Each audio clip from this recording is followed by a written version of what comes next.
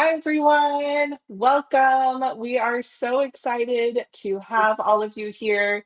We're going to have a great session today talking about generative AI for educators, kind of that foundations level to get us all started with our amazing summit today. This one's going to be a fun one, and I'm excited to kind of dive in.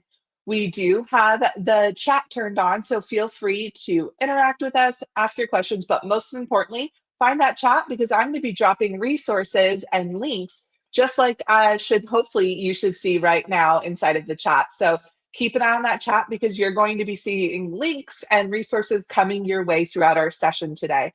So we're going to just go ahead and dive in and get started. And just again, thank you so very much for being here with us and just super excited to move forward. So we're going to start by just introducing ourselves. My name is Katie, and I'm an educator and a Logix Academy facilitator, and I am located in Big Fork, Montana, down in the United States. But I love working with educators all over the world, and I'm so excited to be here with all of you today. I'm kind of that support person helping and interacting with our amazing presenter, which I'll just give him a moment to introduce himself. Thank you, Katie. Yeah, my name is Stuart Gray. I'm an education technology consultant here in Ottawa, Ontario, Canada, which is on Anishinaabe Algonquin territory here. And I'm a former classroom teacher for 12 years. I was a science, chemistry, math teacher from grade 7 up to grade 11. And I've been now working as an education technology consultant the last 5 years in your school board. And I'm also a Logix Academy facilitator, helping to run great sessions like we have this weekend. So I'm excited to be joining all of you today.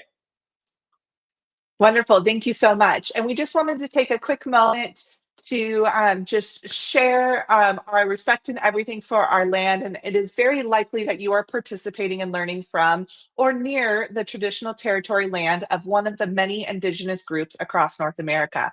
I acknowledge that I am here with you from the traditional territory of the Salish people, whose beautiful land, which I am able to teach, learn, explore, and share my passion for technology with all of you. And if you want to learn more about that, feel free to go to native-land.ca and you can learn more about your area or really any area across North America. So thank you for that moment with us. All right, and we want to give a big shout out to Logix Academy for bringing us here with you today.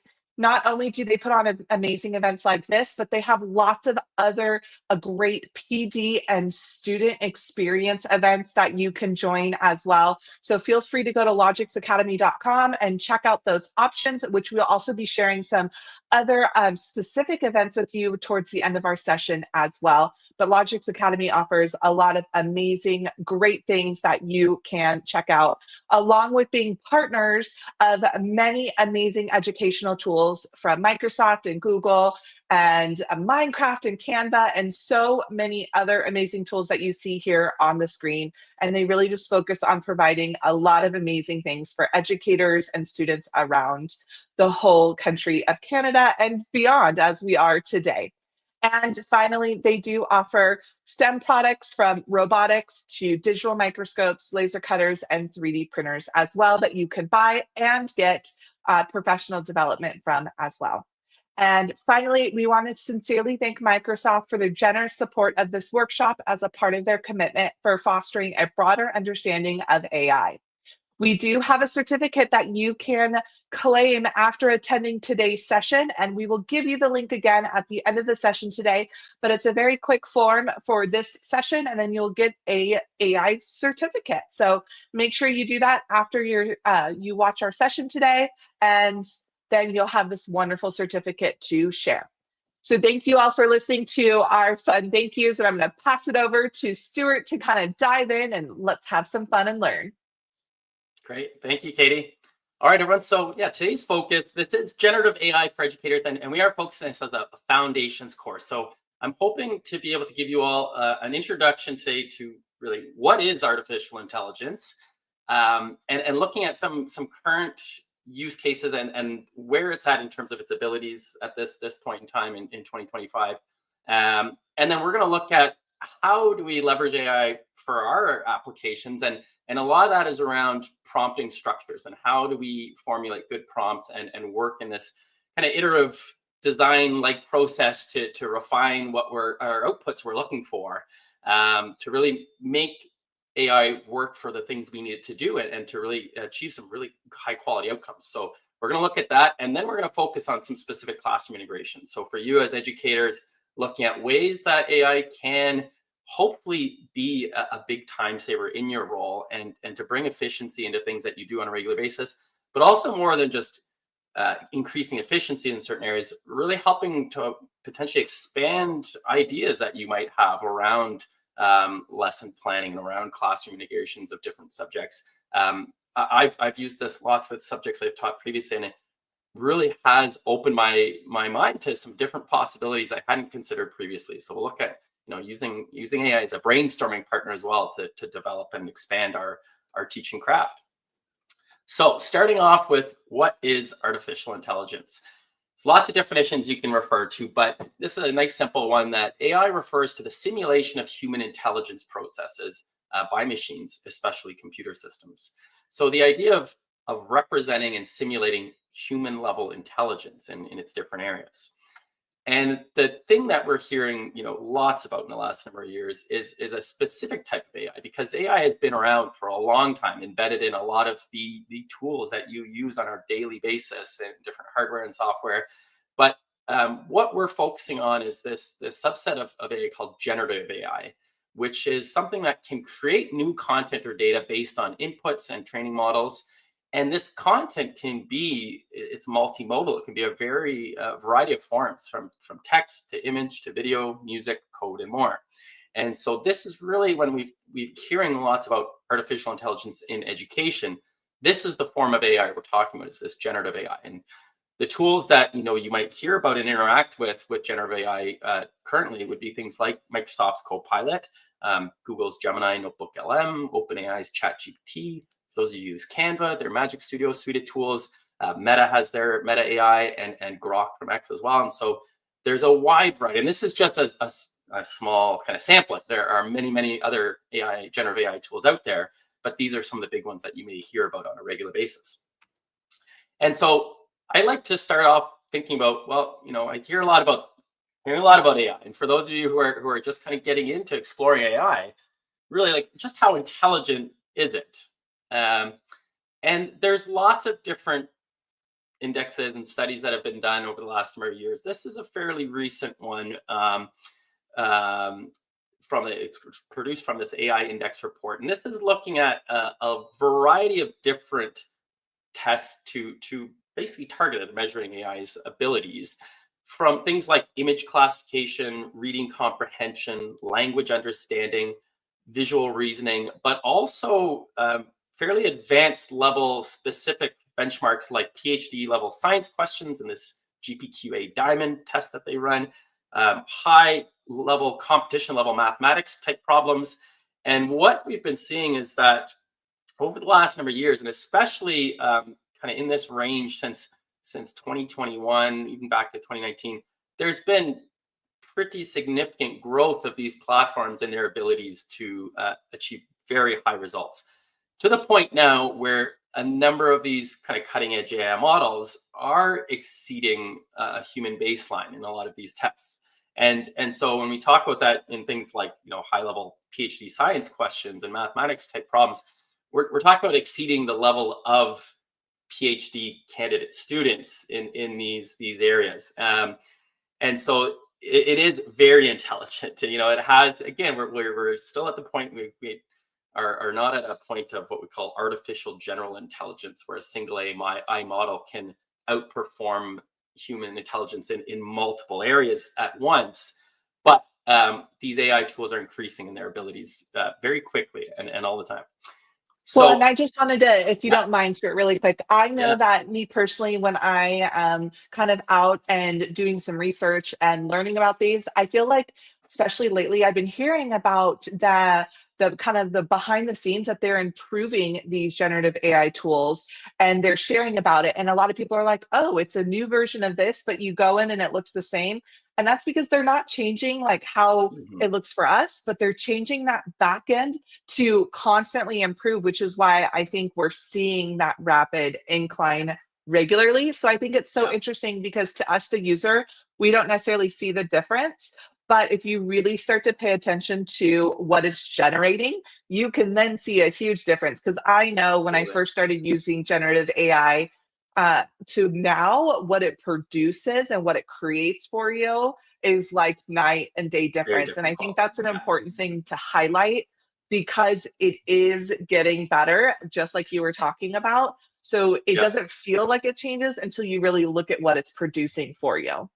absolutely. It's a great point where if you have in the past maybe attempted to use AI for a particular task and maybe you weren't thrilled with its output and saying like this is not above the quality of what you would do as an educator and it's not maybe bringing that value you hope for, I would recommend to try it again with kind of current models. And we're going to look at, how you can access the latest GPT-5 model within Copilot. And it has changed significantly. And I think you'll see that all the time, that it's going to continue to produce higher and higher quality results for what you're looking for. So I like to shift into then this section of, I'd say that's pretty smart, right? It is intelligent, but what else can it do? And I always want to start off with like the most serious and important applications of AI, like you can turn yourself into a Sesame Street puppet. If that's something you've been wanting to do for a long time, you can take an image. And I've got in the slides, I should note, in the speaker notes for all these slides. So it is a PowerPoint deck. And in the speaker notes, you'll find all of the sources for where this comes from. And for a lot of these, the prompts that was used and what model it was used in. But you can take images of yourself, and generative AI now can quickly modify that, where it's keeping a lot of the original portions of that image, but then turning you into a Sesame Street puppet. And then I asked it to place me in my back in a grade 10 science classroom. You could make yourself into an action figure if that's something you've always wanted to do. I'm a big North Carolina basketball fan. But if for those of you who pay close attention, you'll notice that Tar Heels is actually spelled Heals. It should be two E's. So little again, errors where you can pick those things out. But you can also, if you've always wanted to give yourself an 80s makeover, a very important usage of generative AI, you could do that today. I'm going to jump to a couple other examples of media that it can produce. This is one recently from Sora 2 from OpenAI. Ladies and gentlemen, with the cat, 1, 2, 3, spin! So if you've ever wanted to produce a video of some figure skating with the cat, these are all videos generated directly from a text input. Ready when you are. Without really 3, any 2, modification. 1, go! Dude, you all right? I'm good. So I'm gonna pause it there. But again, just to highlight, this is all video that's been created not by professional content generators. This is being done from a text prompt, and this is the video output we're getting now. And this has been a big area of generative artificial intelligence, as well as the ability to produce video, and it's getting better and better. You can also ask your generative AI tool to make you a song. So I asked it to create a song for a training I was doing with some of our vocational and adult education teachers, and it wrote these lyrics for me, which are really representative of the type of work that those teachers are doing. And then I put those lyrics into a tool called Sora. Suno. I said Sora. Sora is our video platform, Suno. And Suno can then generate. I'm not going to say it's like a Grammy award-winning, song, but yeah, you can produce songs with these custom lyrics. So we've had teachers, taking and making vocabulary songs for their lessons, some of our French classes up here, and they're producing these AI-generated songs that their students love some of the feedback that they've got. So that's another application in terms of different media. This is an old one, but I still love referring to this. The fact that generative AI is not also just based, when we say it's multimodal outputs, it also, most of the current AI models can also take inputs in multiple forms of media. So you can, with the consumer version of Copilot with a personal account, you can just simply open up your camera and take a picture of anything in the world around you, or do a live video. And you can interact and engage with the generative AI model to ask things like, what type of, in the crazy world of USB cables and how many different formats there are, what specifically is this one? And it identifying it. This is a micro USB connector, not a mini or a USB A or B or C. It's a micro USB connector. And so yeah, it can help you like in your daily life with lots of different things. I've asked for instructions on specific specific tools, in terms of their application and their usage, and it's able to give me very good quality feedback on that in real time, which can be very helpful. Another old example as well, but I think a great one is someone saw a picture of this dish looks beautiful, but they just literally had the picture. They didn't know what it was, no recipe, no ingredients, and they took a picture and this is put into ChatGPT, but it's able to identify what that dish most likely is, gave a full write-up in terms of what the flavors you could expect to be there, and then gives you ingredients and instructions. And I had a colleague recently talking about how she's having her mom do that, where asking, I'm not sure what to make for dinner, kind of puts in what ingredients do you have in your cupboard or in the fridge, and coming up with some pretty good quality ideas for dishes. Absolutely. And, I another just want to share. application used in a lot of high-level science applications all the time. And so this one here from Google's DeepMind team it's AlphaFold 3 is the name of this tool, but it has the ability to predict how proteins fold in a way that's really not been possible ever before. And so it's leading to potentially very significant breakthroughs in targeted medications and prescriptions, where you can have a really good understanding of the types of interactions it would have before even going to trials. And so again, some really, great potential with the use of AI in our daily life beyond education. So I like to say, I think that's pretty impressive in terms of what it can do, but is anyone actually using this in schools? And again, this data is coming out and evolving all the time, but this is from a Microsoft study that came out this year. Looking at, again, so in green, we've got education leaders, so people in leadership roles in education at that administrative level or a district level. We've got our educators and our students. And this is a breakdown of people who have used it at least once or twice for school-related purposes. We're up over the 87% threshold at a minimum in this study that was done. And this is from a pretty large data set. I'm trying to see if I got my speaker notes. I didn't write down how many. It's a large data set, I know, though, from what their study was. Then the portion you're using it now weekly, again, getting up to this range for education leaders around 41%, for students around 42%, and then the portion who use it daily in their role related to school purposes. So this is, I think, for any of you who are in the classroom right now, and especially, I should say, at a secondary level, especially in a high school level, maybe not so much in elementary, but the reality is a lot of your students probably do, interact with it and are using it. And so it's great to start those conversations with them as well. We've been doing lots of that, just kind of polling students in our board and our classes of what their use is. Now, that inevitably leads to conversations about fear of misrepresentation of abilities in using AI, and talks of academic dishonesty and plagiarism. And a question then that gets asked often is, well, if we have this cutting edge AI technology, there must be some tools that can be based on that help to identify when AI is used for the completion of assignments. And there are tools that are going to mark themselves as saying they will be AI detection tools, just like in the past with detecting plagiarism, from internet sources. The reality is, especially with this world of generative AI, is that for students who have an understanding of how artificial intelligence works and may have an understanding of these tools and how they function as well, they cannot be used reliably and accurately.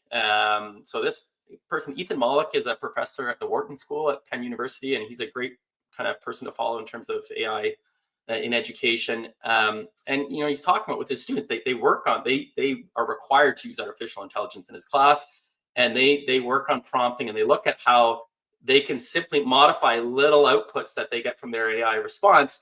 And when they then put that back into a detection tool, it's not flagging any of their work. Just to give you a sense of how that could work, if a student takes the simple output for, generate a response for this English paper or some assignment, if they were to put that directly into their assignment and a teacher was to upload that and ask a detection tool to look for that, it may be able to flag that with certain confidence.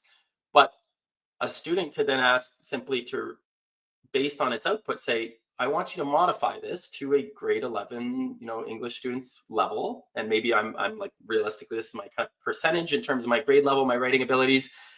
And then that ability to flag that is going to drop significantly.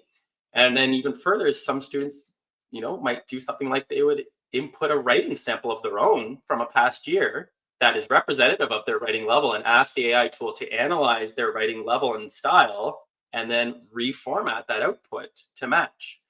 And then at that point, the ability for these tools to detect accurately drops exponentially, where it's really not going to flag things on a consistent and accurate basis. And there's also lots of issues around the fact that these tools have been shown repeatedly to flag non-native English speakers at a much higher rate in terms of false positives than English speakers.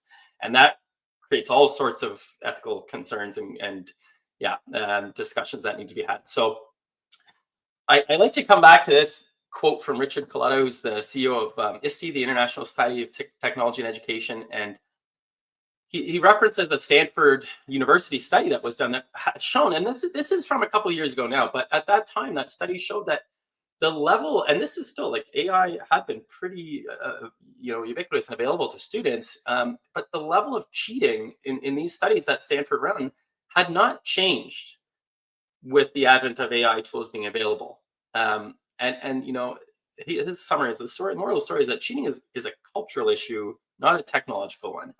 And so it's again something to keep in mind about this advert, because what my fear is that we say, well, we're going to revert back to a system where we do every assignment with paper and pencil, and I will not allow my students to use technology in any case in their classroom assignments or do things at home.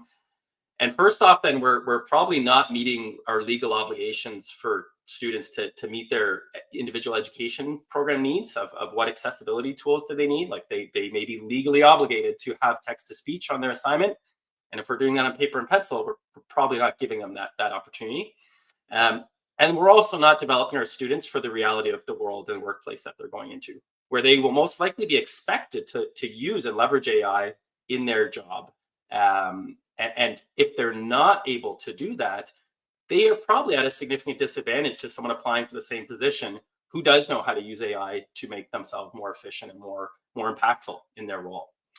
And so that leads, I think, to different things we can keep in mind just as we dive into this. This is from Matt Miller, who's an educator in the US and does lots of work around ed tech integrations. And he produced this scale from his website, Stitch That Textbook, and he wrote a book about AI integration. But this ability of thinking like it's not a black and white thing in terms of the use of AI or not. We need to start thinking about this as a scale and what level are we comfortable with for particular tasks. This is not saying there very much is a time to say potential on this task. This is something where there should be no artificial intelligence usage whatsoever. This should be purely done by student output and not using AI in any capacity. But there also needs to be opportunity where their students are learning what AI can do and integrating that to their work and using it as that brainstorming partner and helping them improve and refine their abilities. And so there's, again, lots of these frameworks out there. I like this one. Leon Furzy and some colleagues produced this one in Australia, and it's called the AI Assessment Scale. And this is the kind of second iteration of this. People may have seen ones that are kind of like a stoplight, red, yellow, green. They chose this kind of color scheme really for accessibility purposes as well. And also for the idea that when it's red, we don't want to just say, well, we're never going to look at AI usage, for that particular assignment maybe, but they like the idea of having this scale where it's not synonymous to those particular colors. It's really about the level and what is permitted. And so the idea is that schools and classrooms could integrate this into a course outline, into a student handbook, and then for teachers on individual assignments, putting this on that assignment outline or with your rubric and saying, for this assignment, this is a level 3, but for this other assignment, this is level 1. And they've actually done this, and they've done studies, and the results were that in the schools that started implementing this and really clearly outlining that for students, and also giving those students the opportunity to use AI in different assignments. Their levels of potential academic dishonesty and misrepresentation abilities dropped significantly. And so it's, again, something that can be done where you can still have students using these tools and learning how to use these tools effectively and responsibly and ethically, but also getting then real representation of their abilities. So that's something I wanted to highlight just at the beginning as we get into then more concrete applications for ourselves, but keeping that kind of big picture in mind. And so we'll move into this section where we say learn to prompt like a pro, because, well, first of all, maybe I'll start with the word prompt if you're not familiar with it, but a prompt is the input or question that we give to an AI model to create the response we want. So it's that's that interaction that we're going to have, whether that is a text-based entry. You can use your voice now, though, as well. You can have live kind of conversation, and what you'd be saying in that case is the prompt. But it is a big part of the how we interact with AI. And just going a step back, when we're talking just some other vocabulary we might hear, these terms LLM or large language model. This again is a type of AI model. These generative AI tools fall into this category, and they're trained on large quantities of text representing a wide range of general subject matter, and they do that sourcing the internet and other available publications. And then you might hear that term GPT, like Chat GPT. And so GPT stands for Generative Pre-trained Transformer, which is a specific type of large language model that was created by OpenAI, and it generates human-like text based on that input. So it's taking those inputs, and then the output you receive does sound like human-like text, and it seems like you are having a conversation and in a chat dialogue with somebody who could be have human abilities and a very natural conversation. So yeah, the interaction we're going to have is through this prompt, and so that's a really important part. We're going to look at how we prompt, but also this is another important term to know is the term grounding, and that's the ability and you're going to have control over this and what you do as well, but it's connecting the AI's response to real world information and context. So it could be something like when you're asking AI to help you with lesson generation or with ideas for a particular course, providing, depending on how you want to do it, you could upload your course standards. You could upload your provincial or state standards for that course, look at the learning progression, look at the specific competencies that students need to achieve in that area. And then it's going to be able to ground its output based on that, and be pulling directly from your provincial or statewide, curriculum standards. So that's an example of grounding that we could do. So when we think about how we prompt, it really is as simple as, one, we enter the prompt. We're going to put in our interaction with it, whether, again, typing it, whether dictating it using speech to text, or whether having a voice conversation. Two, when we get that output, we want to check sources, okay? And we're going to look at, again, evaluating quality, but also important is to check sources. And if you don't have them, you can follow up and ask for, can you provide the sources that this is based on? And so understanding, what content, where this is coming from. And then step three, continuing the conversation. So understanding that first output you get is very much not the end of the conversation, should not be. It's the first step in an iterative process, where then you can start asking follow-up questions to refine the answer and the quality of what you get. It can be as simple as refining the output to say, write a shorter answer, or give me more detail, or suggest additional follow-up questions and conversations we could have. Now, this is Microsoft's framework around kind of how Copilot, their generative AI tool, is designed to interact and get the best results. There's lots of these frameworks out there, but I like this one where we're thinking about whenever we're writing a prompt, keep in mind these four things. What's your goal? So what response do you want? What's your context? So why do you need it and who's involved? So that could be simply, I'm a grade 11 chemistry teacher teaching in Quebec. That could be my context. Source, what information sources or samples should it use? So that's that grounding piece about, like, do we want it pulling from particular content to help generate our outputs? And then the expectations. How should Copilot respond to meet your expectations? So what type of what level do you want the language in? Is this written for you and your colleagues within your department, or do you want it to be at the level for your students, and at their reading abilities and their level? So those are those 4 things: goal, context, source, and expectations. And that can look something like this, where I could say, I'm an 8th grade science teacher in Quebec, Canada. Help me create a lesson on earthquakes to introduce them to my students. Focus on recent scientific findings and provide the answer as a 50-minute lesson plan that aligns with Quebec provincial curriculum standards. So there in blue, I've got my goal, in green, my context, in purple, my source, and in orange, my expectations. And this is just a kind of one sample. There's lots of these we can look at, but going beyond from that, just having the goal, if that's all we put in, if you start work on your prompts and adding, then you can try that today. Look at add a goal, and then next do the same question, but add the context, and then maybe add your expectations. You'll see a wide range in terms of responses you get, and probably most likely an output that's going to a lot closer aligned to what you were looking for if you add those 4 elements in. And then just a couple other things around the idea of prompting. So this follow-up, this is a really important piece that I can't stress enough, is if you're not satisfied with that first output, please don't write it off as saying, well, this is all it's capable of doing, and that's the end. If you follow up and continue that conversation, you're going to find you can really get to the level you're looking for, and you get a lot closer to the output that you have in mind. And the idea, just some samples, you can keep the conversation going with asking for additional content ideas on a topic, asking for the example of meeting insights as well, asking for, if you were asking Copilot to help write a story, giving more specific or relevant details to an area. Translation is another big part of what it can do. It can output, your prompt can be in English, but then your output can be in a wide variety of languages in seconds. So these are some ideas of how we can keep the conversation going.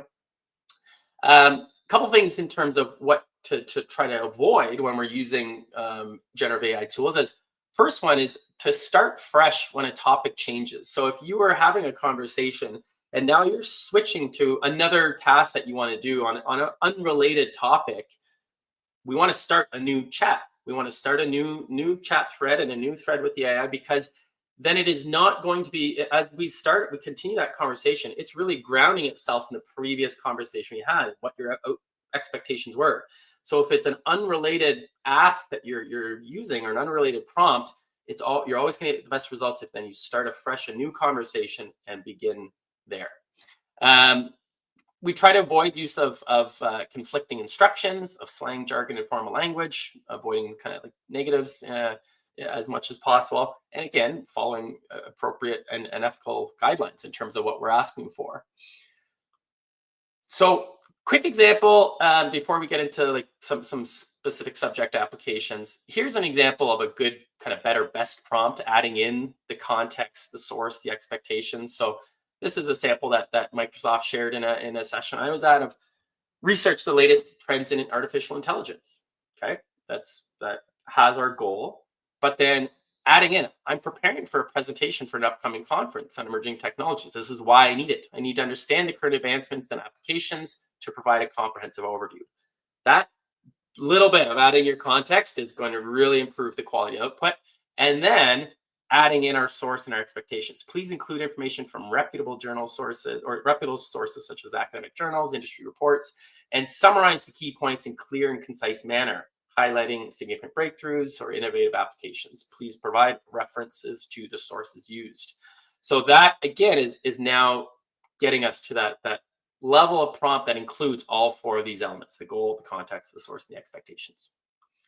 And just last thing to keep in mind on the idea of prompting is, I like to think that prompting is an iterative process, a lot like the design thinking process. For those of you who have ever incorporated, the design thinking process into work with students and into, development of ideas. But it is, again, a continuous cycle that we're looking to define our problem, to ideate with our prompts, to then prototype, or like the actual drafting of that prompt, test out the results we get, and then we're going to refine that, and then we can implement it and use, the good quality result we get. So At this point, I want to say that, for the remainder time is that you can feel free to be testing out any of these prompt samples that we show. If you want to do this live, you certainly can. Okay, I like to give people the opportunity to say, if you prefer just to follow along, and then later on you can try out yourself with these tools.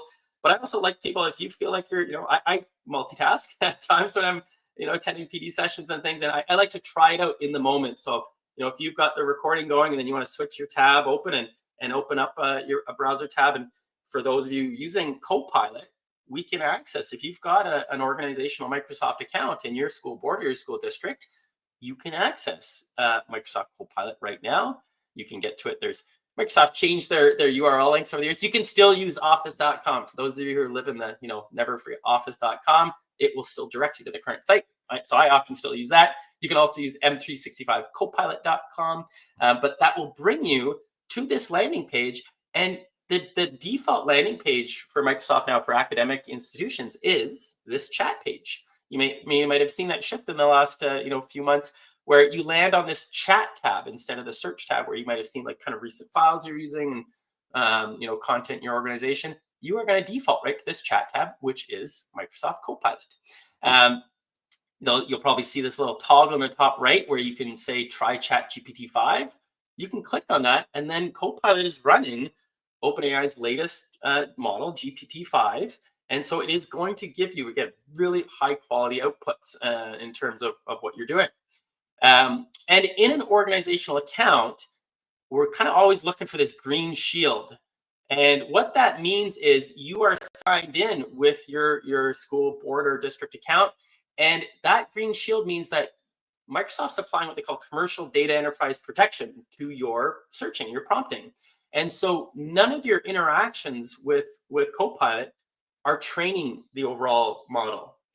And that's a big distinction in terms of using like personal versions of tools. If you have a personal account on things, by default, your interactions are going to train the overall model to improve it. But in cases like in our education applications, there might be times where we're talking about content that you wouldn't want to be training the overall model. And by default, then in an organizational setting, when you're signed in with your work or school account, that's going to be applied. And so that's a great thing to take advantage of. So if you want to try this out and you've got access to Copilot, you can go to that site. You basically have your left-hand braille menu here where you can access chat. The library will show you like a collection of content you've generated. If you've created images, things like that, you can see it in the library. This has been updated recently in the last month or so too.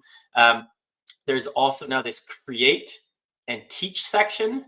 So that we're not going to dive deep into the teach section today, but for those of you again who have Microsoft accounts, I'd encourage you to go take a look at that, because there are some interfaces now right within your Copilot kind of landing page that are specific to teaching, to help with lesson planning, with rubric creation, and then there's going to be student kind of assignments that you can help generate going forward. So that's a great place to check out as well. But then basically we interact by putting our prompt into the text box here. We can do that again, just typing in. We can use our voice. You can add content if you want to ground it in particular sources. You can click on that plus sign and attach a document that you want to ground your response in. You're going to have suggested prompts down at the bottom. And this little see more button is great too, because you can click on that and there actually is what they call a prompt gallery. And so you can see education kind of specific suggested prompts. You can also save your own prompts. So if you've used something that worked really well, there'll be a little like a flag icon. You can click on it and it's going to save that prompt to your prompt gallery. So you can come back and you can like single click, and a good prompt you'll have to see is pretty long amount of text. And then with a single click, it'll just feed all that text back in and we can continue on. We can reuse that prompt for a new task. And you can, with colleagues, you can share those prompts that are working and save them to your gallery and then access them with a single click. And then the piece we said about, start a new chat when you're beginning a new topic, that ability to start a new chat is just the little blue pencil and paper icon in the top right. So when you want to start a new conversation, just click that and it will, take you to a new conversation thread. I'm going to highlight some specific prompts in different areas, but I want to kind of show you this page. Conversations I have with teachers often, the starting point is people say, well, I see a lot of potential, but I'm not sure where to begin. And so having some specific examples to start from can be really useful. There are amazing educators that have started to compile some really, really great like libraries of good samples of prompts that are used in different areas of education that are awesome examples of what can be done. I've tried to collect and highlight some of these here. So these are all hyperlinks you can click on. It will bring you to those, but it's worth taking if you're not sure, of what's possible.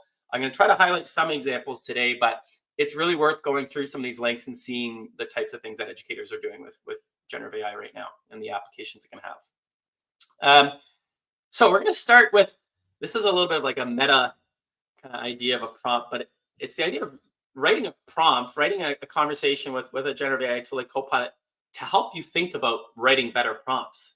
So this is text with all these. If you're using the URL, like it should take you to the PowerPoint. You can copy and paste the text in and just drop it into Copilot. So I've tried this a few times where I like to just start with this and enter it.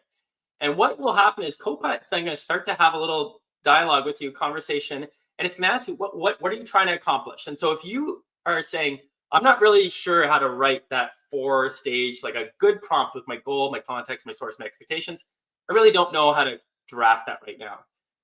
If you put this in first, it's going to ask you, what are you trying to do? Like, just tell me in simple language, what is your goal here?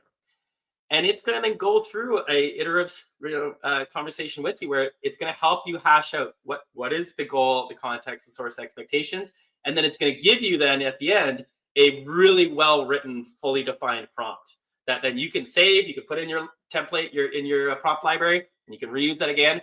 But it's something where if you're not sure how to begin, this is a great thing to use to start. And then just think about, well, like, most of us know our goal. What am I trying to achieve? And if you can do that, it's going to help you flesh out all of the other pieces then and develop that. So this is a fun one I'd like to start with. And you could test that out, today if you want. I can show absolutely love that. Maybe like what that was able to do with a lesson plan. Like it did help me create a really kind of good structured plan grounded in the context of the course that I taught. Something else, this is at the other end. If you've had a lot of kind of back and forth, you've been doing that iterative process with the large language model, and maybe your first result wasn't great, but at the end you did have lots of follow-up and refinement, and you got to a result that you really liked. Something I like to do as well is using this kind of to finish off before you leave that conversation is using the full transcript of this chat thread. Think about what did we get to? What was the final deliverable or outcome that I liked? And I said, okay, this is good. This is what I wanted. Then help me craft the single best initial prompt that would have produced this without the back and forth that we had. And that, again, this is highlighting like the ability of AI to really analyze text at an extremely high level with really strong language understanding, but it can do that. It can look back through that long conversation you've had, and it can pull out, okay, this is what we wanted to get to in the end. Here's a suggestion of initial prompt you could have used. And instead of that conversation we had, this is what you could use. And again, that requires you to have already done that kind of back and forth and got to the result you liked, but it's a great sample that you can use. So I'm going to focus on a couple specific areas, and I'm going to again skip through some of these relatively quickly. I just want to highlight a sample of some of the things you can do in different areas as educators. And again, feel free to copy and paste any of these in and try them out live as we're going if you like. But course preparation. And I'm not even talking about like planning a lesson coming up, but at the beginning of a year, if you get a workload for next year and maybe you're teaching a course that you've never taught before. I've been in that situation a couple times, and sometimes with not a lot of advance notice, right, as well. That can feel pretty overwhelming. And I can say that I've tried this out with courses I've taught, and I really wish I had access to these tools when I was first teaching the course, because it would have given me a lot more confidence on day one starting that new class. So this idea of, and I put in my specific scenario, but you can modify this. Anything that's in brackets in these prompts, if you see something in quotations, it means just you can replace that with your own specific scenario. You'll see that in lots of the prompt libraries as well. It's just like, this is a template you can use like a Mad Lib and then plug in your specific context. But I said, I'm teaching grade 11 chemistry in Quebec for the first time. You are, and this is giving a kind of a persona to the AI as well, thinking about its role. You are an expert in curriculum of this course, and I'm going to attach the 3 official Quebec Ministry of Education documents. So they're the curriculum doc, the progression of learning, my evaluation weightings for the course. I'm going to add those in. Once you've got all the documents, I want you to help me produce an in-depth, comprehensive summary for me to understand the following: the overall course structure, the competencies that my students will be evaluated on and their weighting. So like thinking, so I know I have a really clear picture of the weighting for each of these competencies, the key subject content I'm going to be teaching, and you can do things like suggest a recommended progression of topics throughout the year. Now, again, I really should stop here and preface that if you are working with colleagues in your department who have been teaching this course for a long time, this is not a replacement for that. You know, always defer to professional judgment of your colleagues and people. If you've got, you know, consultants in your board or district and subject matter experts and can help you develop that, those are going to be your key people. But if you are in a school, like I know we have teachers in a school that they are the only person teaching that course, and they may not have been left with a lot of material, you know, from a prior teacher or previous teacher, and they're feeling a little overwhelmed with kind of grasping the full, you know, understanding of this curriculum. This can help. And so you could look at what's going to be also the required prior subject knowledge my students will need to be successful. And then you could ask for things too, like a detailed pacing guide in the format of a chart with key topics, weekly lesson objectives, suggested activities. This is, again, a sample. And you can customize this to what you need. But for me, it did an extremely good job of analyzing and understanding the grade 11 Quebec chemistry curriculum. Like very, very, very good job. It was able to break down the key elements of the course, understanding the key units that we cover, the key principles within each of those. And it's grounded in our official curriculum document. So I know that it's not pulling this from random sources where it's not going to be relevant to my course. It is taking this from that 150-page curriculum document and extracting the key information for me as that educator. It gave me my competencies that I'm going to be evaluated, and later on it talks about the weightings. And it did start to give a progression. And I, looked at this with my colleague who taught this course before as well. And we looked at our progression, how we did this. And it was like almost dead on to how we did our pacing. And that's not included in any of the curriculum documents. That was kind of like a suggested workflow of based on these topics and how complex they are. It aligned very closely to the map that we used, and it included then some really good quality resource links as well. Some videos that I could use for self-paced learning for my students. Some great examples from high quality sources like Khan Academy that my students could use then. So that's an example of prepping for a new course that you could use. Unpacking standards is another great one that I've really liked trying. If you take a particular curriculum standard that you say, okay, so one in our course determines experimentally the factors that influence the rate of chemical reaction. So I've got an understanding of what that means. We're talking about what specific factors influence chemical reaction rates, but just again going a little further with your understanding of that, of how we could apply that and how we could help our students understand and develop a deep knowledge of this competency and activities that could go along with that. You can do that. And again, it's going to pull from these curriculum documents, help you understand the key scientific concepts, and then even start to think about suggested lab activities. And this is where I found these were excellent. These are really good suggestions of simple labs that we could do that would help my students understand each of these key factors that influence rate. And again, you may already have this, but what I found too is that I got suggestions for lab activities or demos that I could do in class for lesson hooks at the start of a lesson. Great, really good suggestions that I had never thought of, honestly, as a teacher of this course for multiple years. It came up with ideas that would be excellent to use as a lesson hook or as an activity. So that's another example for unpacking standards. For lesson planning, and I want to again preface this one as well, saying you cannot take the output of a generative AI tool and simply use that lesson without professional judgment and evaluation and really critical, like going through it line by line, looking at the wording, looking at the objectives, the pacing, the level for your students. You know that best, and so it cannot be a substitute for that. Okay, but it can help you with developing ideas for lessons that you can then modify maybe some of the existing ones you've used, or just again get ideas for a lesson you could integrate. But the quality of that is going to, again, be really dependent on the input you put in, on the prompt that you put in. So I know this is a lot of text on this page, but basically it's again, grounding it in. So what am I teaching? It's pulling from the curriculum documents. We're looking at this particular curriculum strand I want the lesson to focus on. We talked about my students' prior knowledge and what level, like where in our pacing, like is this a first lesson on this topic? Is it a third lesson? Is it the last one as a review? Where in the pacing are we? And then I ask for specific things like, when I'm running a lesson that I want to be effective and impactful for my students, it has to start with what are our learning intentions and success criteria. I want to have a relevant and engaging lesson hook. I want to have exit tickets, always to do a quick little check for understanding with my students. I want to have a differentiation guide. So for my students at different levels, I've got ideas for how to accelerate my students, that need to go a little further, how to help students that have some challenges with the understanding this content. So these are things that you have to explicitly ask for.